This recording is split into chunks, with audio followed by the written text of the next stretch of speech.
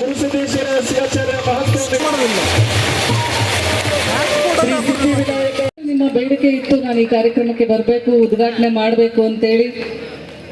ಯಾವತ್ತಿಗೂ ಕೂಡ ನಾನು ಜಿಲ್ಲಾ ಪಂಚಾಯತಿ ಅಧ್ಯಕ್ಷರಾದಾಗಿಂದನೂ ಕೂಡ ಬದುಕ್ತಿರೋದು ಜನರಿಗೋಸ್ಕರ, ಮುಂದಿರೋದು ಕೂಡ ಜನರಿಗೋಸ್ಕರನೇ.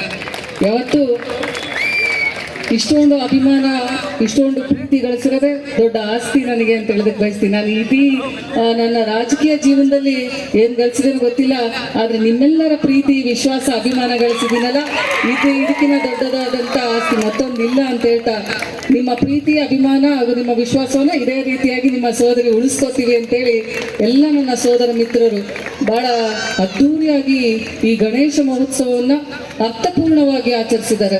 ಮೊದಲನೇದಾಗಿ ನನಗೆ ಭಾಳ ಖುಷಿ ಅನಿಸ್ತು, ಅರ್ಥಪೂರ್ಣವಾಗಿ ಆಚರಿಸ್ಬೇಕು. ಎಲ್ಲ ಯುವಕ ಮಿತ್ರರು ಇವತ್ತಿನ ದಿನದಲ್ಲಿ ಬೇರೆ ಬೇರೆ ಒಂದು DJ ಅದು ನಿಮ್ಮ ಮನೋರಂಜನೆಗೆ ಅದನ್ನು ಬಾರಿಸಿ, ಆದರೆ ಇವತ್ತು ನಿಷೇಧ ಇದೆ, ಅದನ್ನು ಕೂಡ ಒಂದು ಹಂತದವರೆಗೂ ಮಾಡಿಕೊಂಡು ಅರ್ಥಪೂರ್ಣವಾಗಿ ಇವತ್ತೆಲ್ಲ ನಮ್ಮ ತರಕಾರಿ ಮಾರುಕಟ್ಟೆದ ಎಲ್ಲ ನನ್ನ ತಾಯಂದಿರಿದ್ದಾರೆ, ಗುರು ಹಿರಿಯರಿದ್ದಾರೆ, ಸಂಜೆವರೆಗೂ ಕೂಡ 10 ರೂಪಾಯಿಗೂ ಭಾಳ 1 ರೂಪಾಯಿ 2 ರೂಪಾಯಿಗೂ ಕಷ್ಟಪಟ್ಟು ದುಡಿತಾರೆ. ಇವತ್ತು ನಾನು ಭಾಳಷ್ಟು ಜನ ನಾನು ನೋಡಿದ್ದೀನಿ, ಇಡೀ ನಮ್ಮ ಜಿಲ್ಲೆಯಲ್ಲಿ ನೋಡಿದ್ದೀನಿ. ತರಕಾರಿ ಮಾರುವಂಥವ್ರ ಪರಿಸ್ಥಿತಿ ಭಾಳ ಕಷ್ಟ ಇದೆ. ಅವ್ರ ಮಕ್ಕಳನ್ನ ಓದಿಸ್ಬೇಕು ಅಂದರೂ ಕೂಡ ದುಡ್ಡನ್ನು ಕೂಡಿಸಿ ಅವರು ವಿದ್ಯಾಭ್ಯಾಸವನ್ನು ಕೊಡಿಸ್ತಾರೆ. ನಿಮ್ಮೆಲ್ಲರಿಗೂ ಇಲ್ಲಿನೇ ಶರಣಾರ್ಥಿಗಳು ಅಂತ ಹೇಳೋದಕ್ಕೆ ಬಯಸ್ತೀನಿ. ಯಾಕಂತಂದ್ರೆ ನಿಮ್ಮ ಕಾಯಕ ಭಾಳ ದೊಡ್ಡದಾದಂಥ ಕಾಯಕ, ನಮ್ಮೆಲ್ಲರ ಹೊಟ್ಟೆ ತುಂಬಿಸ್ತೀರಾ, ಅನ್ನದಾತರು ನೀವು ಅಂತ ಹೇಳೋದಕ್ಕೆ ಬಯಸ್ತೀನಿ. ಇವತ್ತು ನೀವು ತರಕಾರಿಯಲ್ಲಿ ಮಾರುಕಟ್ಟೆಯಲ್ಲಿ ಕೂತ್ಕೊಂಡು ತರಕಾರಿ ಮಾರಲಿಲ್ಲ ಅಂತಂದ್ರೆ ನಾವೆಲ್ಲರೂ ಹೊಟ್ಟೆ ತುಂಬ ತಿನ್ನೋದಕ್ಕೆ ಸಾಧ್ಯ ಆಗ್ತಿರ್ಲಿಲ್ಲ. ಅಂತ ಅನ್ನದಾತರಿಗೆ ನನ್ನ ಮನಸ್ಪೂರ್ವಕ ನಮನಗಳನ್ನು ಸಲ್ಲಿಸ್ತಾ, ಇವತ್ತು ತಾವೆಲ್ಲರೂ ಏನು ನಮ್ಮ ಸೈನಿಕರನ್ನ ಕರೆಸಿದ್ದೀರಾ, ಅವ್ರಿಗೂ ಕೂಡ ಸನ್ಮಾನ ಮಾಡಿದ್ರಿ. ಜೊತೆಗೆ ಇಡೀ ನಮ್ಮ ಕಾನೂನು ಸುವ್ಯವಸ್ಥೆಯನ್ನ ಕಾಯುವಂತ ನನ್ನ ಸಹೋದರಿ ವಾಲಿಕರ್ ಅವ್ರನ್ನ ಕರೆಸಿದ್ದೀರಾ. ಅದು ಖುಷಿಯಾದ ಒಂದು ಹೆಣ್ಣುಮಗಳಾಗಿ, ದಿಟ್ಟ ಅಧಿಕಾರಿಯಾಗಿ ಇಡೀ ನಮ್ಮ ಅಮ್ಮಿಂಗಡ ಒಂದು ಪಟ್ಟಣವನ್ನ ಸುರಕ್ಷಿತವಾಗಿ ಕಾಯ್ತಾ ಇದ್ದಾರೆ. ಅದ್ರ ಜೊತೆಗೆ ಎಲ್ಲಕ್ಕಿಂತ ಅರಮುನಿದರ ಗುರು ಕಾಯುವನು ಅಂತೇನು ಹೇಳ್ತಾರೆ, ಗುರುಗಳ ಸಮ್ಮುಖದಲ್ಲಿ ಇಂಥ ಒಂದು ಕಾರ್ಯಕ್ರಮ ಮಾಡಿದ್ದು ಯುವಕ ಮಿತ್ರರು ಈ ಹಾದಿಯಲ್ಲಿ ನಡಿಬೇಕು ಅನ್ನೋದು ನನ್ನದೊಂದು ಆಸೆ. ಯಾವತ್ತೂ ಕೂಡ ನಾವು ಎಷ್ಟೇ ಎತ್ತರಕ್ಕೆ ಬೆಳೀಲಿ, ಎಷ್ಟೇ ಆಧುನಿಕ ಪ್ರಪಂಚದಲ್ಲಿ ಇರಲಿ, AI ಇರಲಿ, ರಾಬೋಟಿಕ್ ಇರಲಿ, ಎಂಥ ಪ್ರಪಂಚದಲ್ಲೇ ನಾವು ಬದುಕಿದ್ರು ಕೂಡ ಇವತ್ತು ಗುರುಗಳ ಮಾರ್ಗದರ್ಶನ ಇಲ್ದಂಗೆ ನಾವೇನೂ ಸಾಧನೆ ಮಾಡೋದಕ್ಕಾಗಲ್ಲ. ಅಂಥ ಒಂದು ಸಾಧನೆಯನ್ನು ಇವತ್ತು ಯುವಕ ಮಿತ್ರರು ಗುರುಗಳನ್ನ ಮುಂದೆ ಇಟ್ಟುಕೊಂಡು ಅವರ ಒಂದು ದಿವ್ಯ ಸಾನ್ನಿಧ್ಯದಲ್ಲಿ ಇಂಥ ಒಂದು ಭವ್ಯವಾದಂಥ ಗಜಾನನೋತ್ಸವದ 10ನೇ ವರ್ಷದ ಗಜಾನೋತ್ಸವ ನಡೆಸ್ತಾ ಇರೋದು ಬಹಳ ಖುಷಿ ತಂದುಕೊಟ್ಟಿದೆ. ನಿಮ್ಮ ಎಲ್ಲ ಕಾರ್ಯಗಳು ಇದೇ ರೀತಿ ಸಮಾಜಮುಖಿಯಾಗಿ ಮುಂದೆ ಹೊರೀಲಿ ಅಂತೇಳಿ ನಾನೆಲ್ಲ ನನ್ನ ಅಭಿಮಾನಿಗಳಿಗೆ ಹೇಳೋದು ಅದನ್ನೇ, ಪ್ರತಿದಿನ ಪ್ರತಿ ಕ್ಷಣ ಹೇಳೋದು, ನೀವೇನೇ ಮಾಡ್ರಿ ಅದು ಅರ್ಥಪೂರ್ಣವಾಗಿರ್ಬೇಕು, ಆಡಂಬರವಾಗಿ, ವಿಜೃಂಭಣೆಯಾಗಿ, ದುಂದು ವೆಚ್ಚ ಆಗಬಾರ್ದು. ನಾವು ಮಾಡುವಂತ ಬಸವಣ್ಣವ್ರು ಹೇಳಿದ್ರು, ನಾವು ಇರುವಂಥದ್ದು ಬಸವಣ್ಣವ್ರ ನಾಡಿನಲ್ಲೇ, ಕಾಯಕದಲ್ಲಿ ಕೈಲಾಸವನ್ನ ಕಾಣ್ರಿ ಅಂತ ಹೇಳಿದ್ರು. ಅಂತ ಒಂದು ಕಾಯಕವನ್ನ ಇವತ್ತು ಬಡವರಿಗೆ, ದೀನ ದಲಿತರಿಗೆ, ನೊಂದವರಿಗೆ ಆಶ್ರಯನ ನೀಡೋದ್ರ ಮೂಲಕ ಅದರಲ್ಲಿ ದೇವರನ್ನ ಕಾಣ್ರಿ. ಇವತ್ತು ಗಜಾನನೋತ್ಸವ ಗಣೇಶನಲ್ಲಿ ಕೂರಿಸಿದ್ದೀರಾ, ಆದರೆ ನೀವು ಒಂದು ಸಾವಿರಾರು ಜನಕ್ಕೆ ಅನ್ನದಾಸೋಹವನ್ನ ಮಾಡ್ತೀರಾ, ಹಸಿದವರ ಹೊಟ್ಟೆಯನ್ನು ತುಂಬಿಸ್ತೀರಾ. ಇವತ್ತು ಗುರುಗಳ ಕರೆಸಿ ಅವರ ಒಂದು ಪವಿತ್ರವಾದಂಥ ದಿವ್ಯ ಸಾನ್ನಿಧ್ಯದಲ್ಲಿ ಇಂಥ ಕಾರ್ಯಕ್ರಮ ಮಾಡ್ತಾ ಇದ್ದೀರಾ ಅಂತಂದ್ರೆ ಗಣೇಶ ನಿಮ್ಮ ಮೇಲೆ ಯಾವುದೇ ವಿಘ್ನ ಬರಲಿದ್ದಂಗೆ ಎಲ್ಲ ನಮ್ಮ ಯುವಕರಿಗೂ ಕೂಡ ನಿರ್ವಿಘ್ನವಾಗಿ ಅವರ ಜೀವನ ಸುಲಲಿತವಾಗಿ ನಡೀಲಿ ಅಂತೇಳಿ ನಾನು ಆ ಗಣೇಶನಲ್ಲಿ ಪ್ರಾರ್ಥಿಸ್ತೀನಿ. ತಾವೆಲ್ಲರೂ ಕೂಡ ದುಶ್ಚಟಕರನ್ನ ಅಧೀನರಾಗ್ತಾರೆ. ಸಾಕಷ್ಟು ಯುವಕರನ್ನ ನೋಡ್ತೀನಿ, ಅಲ್ಲಿ ತೆಗಿರಿಂದ ತೆಗೆಯಲ್ಲ ಅವರು, ಯಾಕಂತಂದ್ರೆ ಬಾಯಿ ತುಂಬಾ ಚೀಟ್ ತುಂಬ್ಕೊಂಡ್ಬಿಟ್ಟಿರ್ತಾರೆ. ಮೇಡಮ್ ಮಾತಾಡಿಸ್ತಾರೆ, ಬಾಯಿ ತೆಗಿರೇನು ಬಾಯಿ ಇಷ್ಟ ಬಿಗಿ ಹಿಡ್ಕೊಂಡಿರ್ತಾರೆ, ಆದರೆ ಅದು ಆರೋಗ್ಯಕ್ಕೆ ಒಳ್ಳೆಯದಲ್ಲ. ತಾವೆಲ್ಲರೂ ದುಶ್ಚಟವನ್ನ ಬಿಟ್ಟು ನಿಮ್ಮ ಬದುಕನ್ನ ಯಾರೂ ಕೂಡ ಕಟ್ಕೊಡಲ್ಲ. ಯಾರೂ ಕೂಡ ಇವತ್ತಿನ ದಿನದಲ್ಲಿ ನಿಮ್ಮ ಬದುಕನ್ನು ಕಟ್ಕೊಡಲ್ಲ. ನಿಮ್ಮ ತಂದೆ ತಾಯಿ ನೀವೇ ಬದುಕನ್ನು ಕಟ್ಕೋಬೇಕು. ಆ ಒಂದು ನಿಟ್ಟಿನಲ್ಲಿ ಕಷ್ಟಪಟ್ಟು ದುಡಿದು ನಿಮ್ಮ ಬದುಕನ್ನು ಫಸ್ಟ್ ಕಟ್ಕೊಳ್ಳುವಂಥದ್ದನ್ನ ಕಲೀರಿ. ನಿಮಗೆ ಆಶ್ರಯ ಆಗಂತ ನಿಮ್ಮ ಕುಟದಿಂದ ನಾವು ನೋಡ್ತಾ ಇದ್ದೀವಿ ಸಾಕಷ್ಟು ಸಾವು ನೋವುಗಳನ್ನ. ಇವತ್ತಿನ ಯುವಕ ಮಿತ್ರರೇ ಸಾಕಷ್ಟು ಹಾರ್ಟ್ ಅಟ್ಯಾಕ್ ಆಗೋದನ್ನ, ಸಾಕಷ್ಟು ನೋವುಗಳ ಸಂಗತಿಯನ್ನು ನೋಡ್ತಾ ಇದ್ದೀವಿ. ದಯಮಾಡಿ ಹೇಳ್ತೀವಿ, ನಮ್ಮೆಲ್ಲ ಯುವಕ ಮಿತ್ರರು ಇವತ್ತು 40 ಮೇಲೆ 30 ಮೇಲೆ ಆರೋಗ್ಯ ತಪಾಸಣೆ ಮಾಡಿಸ್ಕೋಬೇಕು ಅನ್ನೋದಲ್ಲ.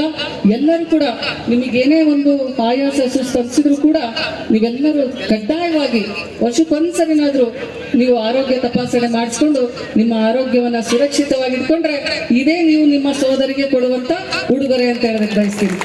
ಬಹಳಷ್ಟು ಅಭಿಮಾನಿಗಳಿರೋದು ಯುವಕ ಮಿತ್ರರೇ, ಎಲ್ಲ ನನ್ನ ಸೋದರರೇ ಅಂತ ಹೇಳ್ತೀನಿ.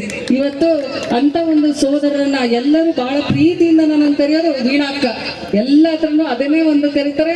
ಮುಂದೆ ನಾನು ಇನ್ನ ಎಷ್ಟೇ ಎತ್ತರ ಸ್ಥಾನಕ್ಕೆ ಬೆಳೆದ್ರು ಕೂಡ ನೀವು ನಾನು ಅದೇ ಹೆಸರಿಂದ ಕರಿಬೇಕು ಅನ್ನೋ ನನ್ನೊಂದು ಆಸೆ. ಇವತ್ತು ಮೇಡಮ್ ಅನ್ನೋದಕ್ಕಿಂತ ನನಗೆ ವೀಣಾ ಅಕ್ಕ ಅಂತ ಕರಿತೀರಲ್ಲ, ಅದು ಬಹಳ ಹತ್ತಿರವಾದಂಥ ಬಾಂಧವ್ಯವನ್ನು ತಂದು ಕೊಡ್ತದೆ. ಇವತ್ತು ನಿಮ್ಮೆಲ್ಲರ ಪ್ರೀತಿ ವಿಶ್ವಾಸ ಹಾಗೂ ನಿಮ್ಮೆಲ್ಲರ ಅಭಿಮಾನಕ್ಕೆ ಮತ್ತೊಮ್ಮೆ ನಾನು ಕೋಟಿ ಕೋಟಿ ನಮನಗಳನ್ನು ಸಲ್ಲಿಸಿ ಯಾವತ್ತೂ ಕೂಡ ನಿಮ್ಮ ಪ್ರೀತಿಗೆ ನಾನು ಚಿರಋಣಿ ಅಂತ ಹೇಳ್ತಾ, ಗುರುಗಳು ಯಾವ ಮಾರ್ಗದರ್ಶನದಲ್ಲಿ ನಡೆಸ್ತಾರೋ ಪ್ರವಚನಗಳು ನಡೀತಾ ಇರ್ತದೆ. ನೀವು ಯುವಕ ಮಿತ್ರರು ಇಲ್ಲೇ ಬೈಕ್ ತಗೊಂಡು ತಿರುಗ್ತಾ ಇರ್ತೀರಾ, ಅದನ್ನ ಒಂದು ದಿವಸ ಪ್ರವಚನವನ್ನ ಕೇಳುವಂಥದ್ದನ್ನ ಮಾಡ್ಕೊಳ್ರಿ, ರೂಢಿಸ್ಕೊಳ್ರಿ. ಯಾಕಂತಂದ್ರೆ ಜೀವನದಲ್ಲಿ ಸಾಕಷ್ಟು ಕಷ್ಟಗಳು, ನೋವು, ಅಡೆತಡೆಗಳು ಬರ್ತದೆ.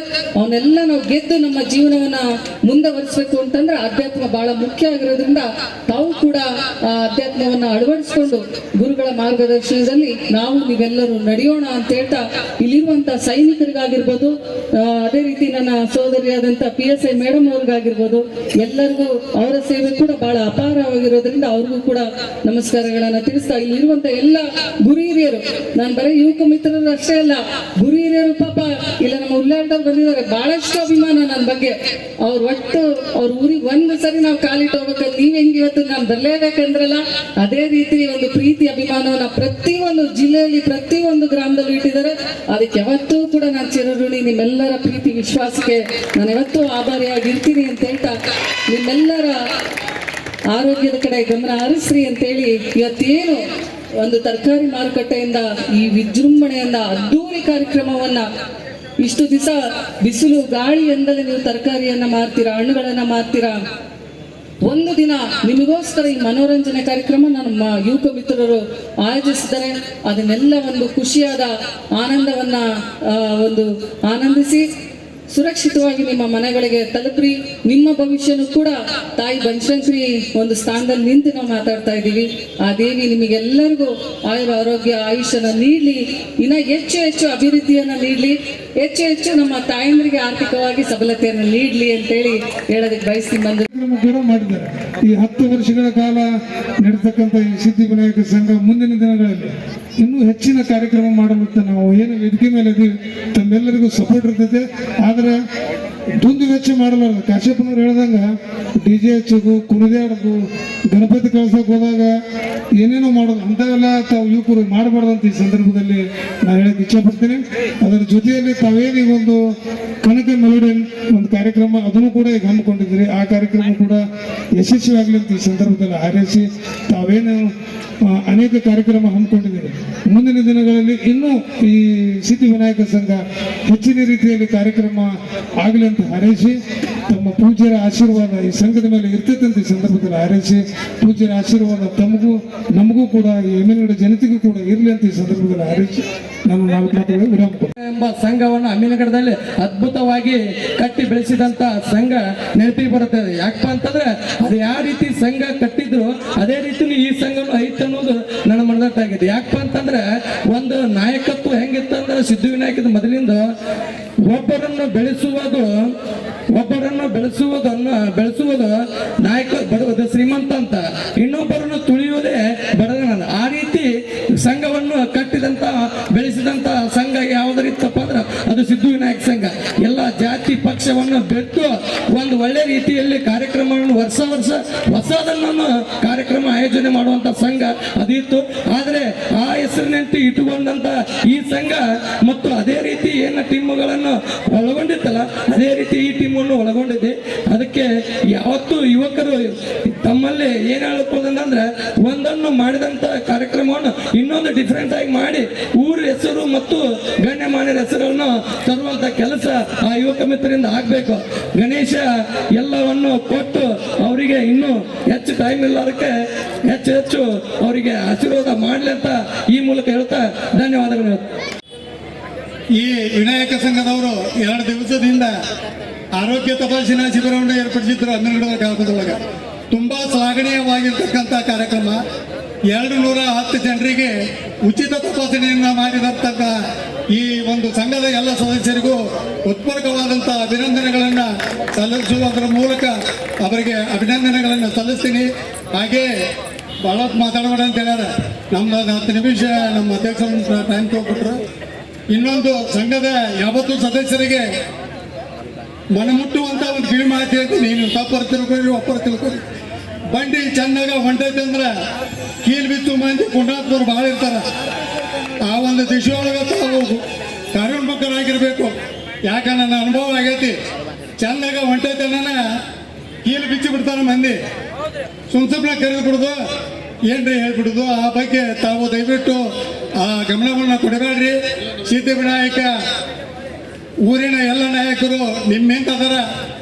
ನೀವು ಯಾವುದೇ ಕಾರ್ಯಕ್ರಮ, ಒಳ್ಳೆಯ ಕಾರ್ಯಕ್ರಮಕ್ಕೆ ನಾವು ಯಾವಾಗಲೂ ನಿಮಗೆ ಬೆನ್ನೆಲುಬಾಗಿರ್ತೀವಿ ಅಂತಕ್ಕಂಥ ಮಾತನ್ನ ಹೇಳ್ತಾ ಮಾತನಾಡಲು ಅವಕಾಶ ಮಾಡಿಕೊಟ್ಟಿರ್ತಕ್ಕಂಥ ಈ ವಿನಾಯಕ ಸಂಘದ ಎಲ್ಲ ಪದಾಧಿಕಾರಿಗಳಿಗೂ ಶುಭ ಹಾರೈಸಿ ನನ್ನ 2 ಮಾತುಗಳಿಗೆ ವಿರಾಮ ಹೋಗ್ತೀನಿ.